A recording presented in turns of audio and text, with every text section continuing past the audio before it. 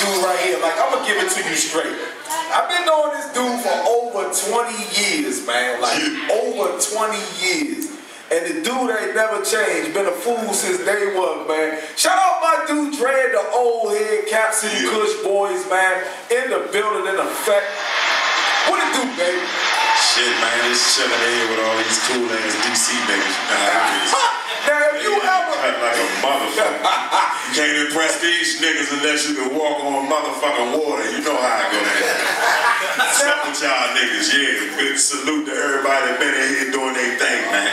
I'm watching. Let me say this to you. If you're ever on Facebook or Twitter, you're gonna catch Dre cussing you out. Dre go on everybody in the industry, man. Yeah, man. They call you the heckler of the industry, Dre. Well, they call me the mad rapper, the grumpy old man. They call me all that shit. The grumpy old man, I've heard that. I'm a little bit of all that, man. You know, I look at myself sometimes as that motherfucking voice in your head that you might want to say that shit. The fuck do that nigga got on? But you might not say it. I'm a nigga that just say it. You know what I'm saying? Hey, dog. We all know you got a thing against skinny jeans. Skinny jeans, colorful jeans. What else do you like? You hate these gimmicky ass rappers, man. Talk about where you come from as an OG in the game versus what you see now as new rap. Well, shit changed, and I'm down. I embrace all the new good shit. You know what I'm saying? I'm just like a motherfucker who like, you know, that old classic shit, but I'm still hip enough to know what's going on. The Chief Keefs, the motherfucking Fat Trails, and all the good young shit. I'm fucking with anything that's good. You got your own motherfucking movement, you got your own thing, do that, you know what I'm saying?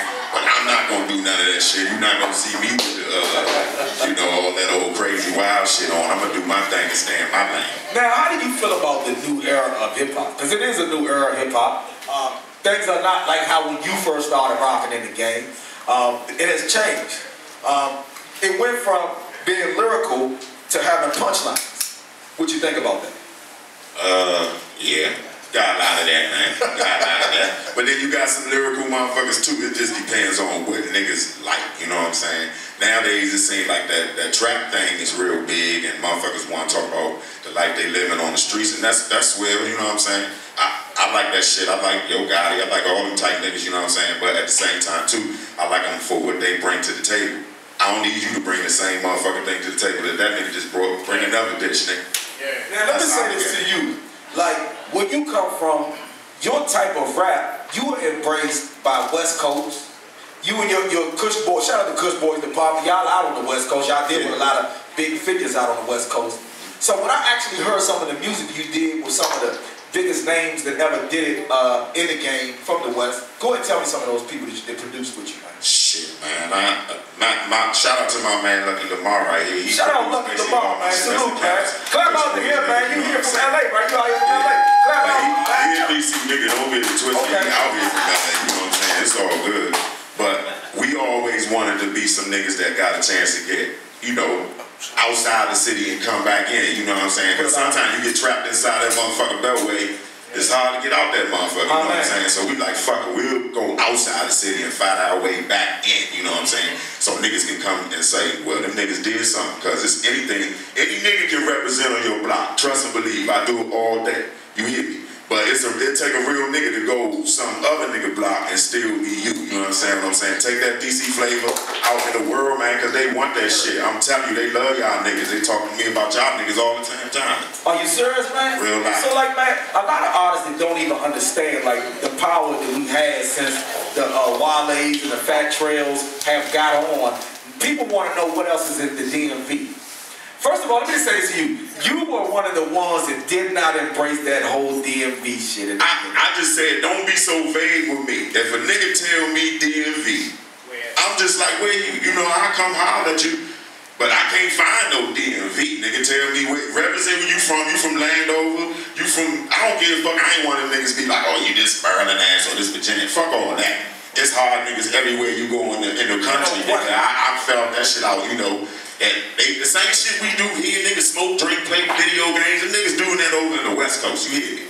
But the one thing I want y'all niggas to know that I done had motherfucking A&R man personally come up to me and ask me about y'all niggas, you hear me? understand eyes is on y'all niggas right now. They a little bit nervous. Cause the niggas like, well, if I go holler at Fat Tread or Shaq, them niggas gonna be shooting. I don't know what the fuck they gonna be doing. But I'm telling y'all for y'all own good, that when these niggas come around here, y'all get hip-hop like the train, dog. We go to every motherfucking city. DC the last motherfucking stop. Don't you niggas be mad when that motherfucking train pulling off. You know how that green line go, nigga. You either gonna be stuck in that motherfucker under the tunnel. I want all y'all niggas stuck under the tunnel with me. Instead of like, damn, oh man, I missed the motherfucking train. That door don't open, man. Yeah, that door don't open.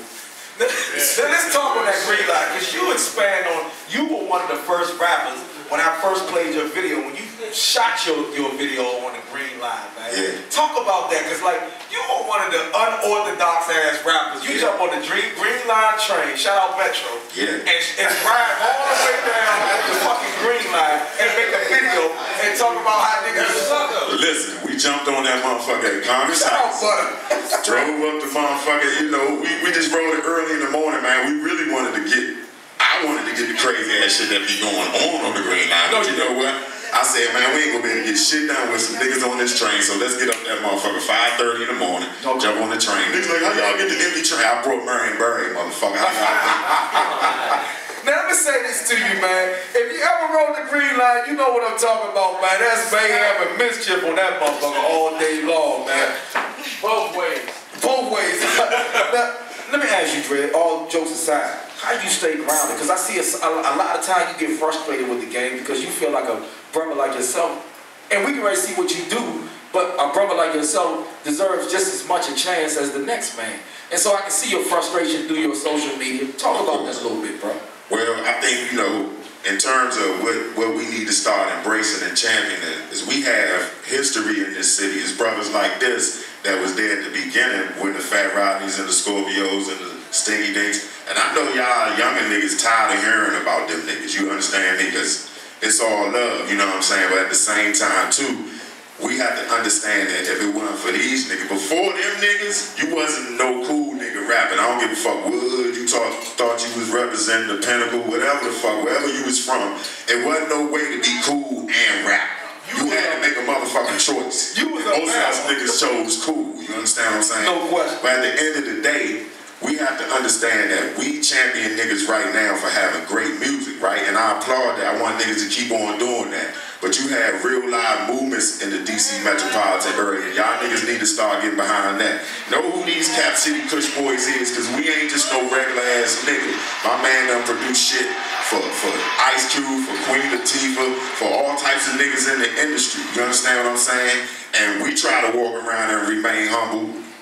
It might seem like, well, who the fuck is them niggas? It's some old school shit. But we still doing shit to this day strictly out of that love. We got, here to tell you, we got our own motherfucking drink, that chronic ice, you know what I'm saying? Our own motherfucking hemp iced tea, you know what I'm saying? Now, I done seen niggas on the front of the city paper just because they got some motherfucking dope music. I'm with that. You understand what I'm saying? But if a nigga with his own tea, his own merchandise and gear, his own motherfucking movement, and been doing this shit since the 90s with some of the big names in the motherfucking industry, ain't no story.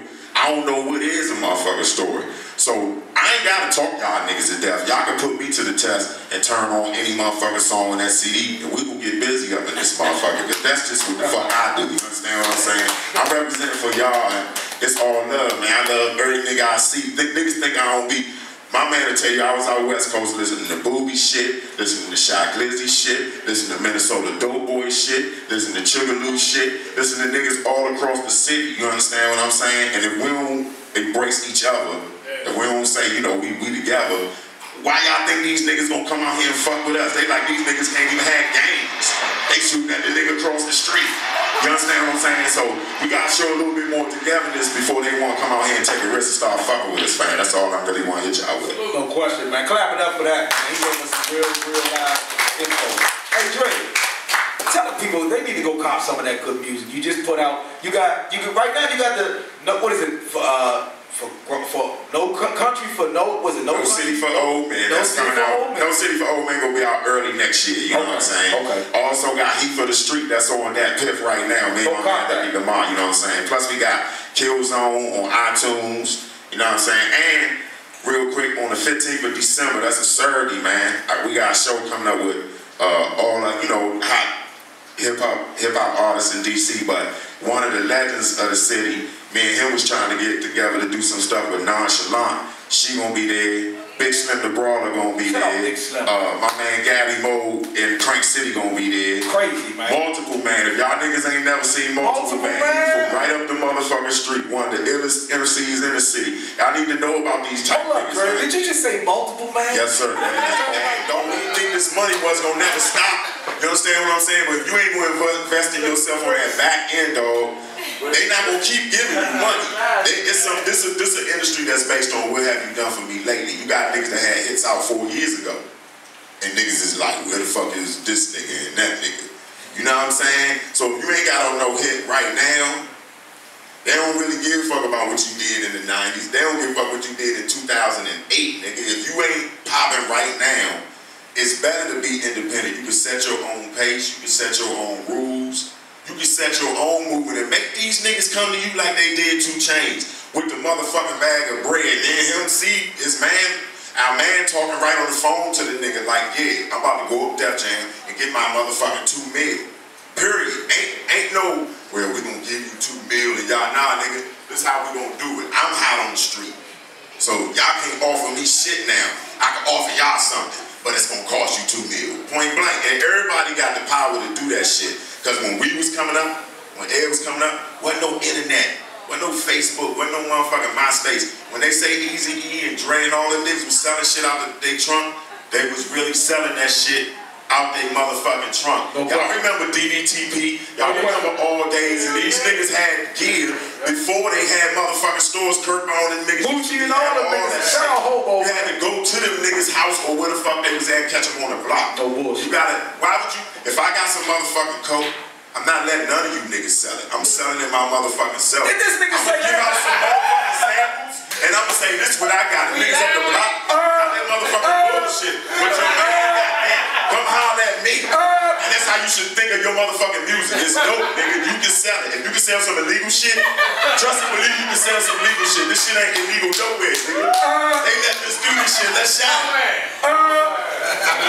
The thoughts that this came out of his mouth are Fred, the old head, no affiliation of the Eddie Kayne show. Those are his affiliations. But we love him, but no good. Hey, LAMAR, we ain't selling shit over here. Hip Hop Police, you hear that? We ain't doing nothing. Nothing. Hey, LAMAR, that man crazy as shit, man. Nothing. We ain't selling no soap. We ain't selling soap shit, man. A bag of weed. We own nothing. Hey, LAMAR, man, you got a lot of credits to your name, bro.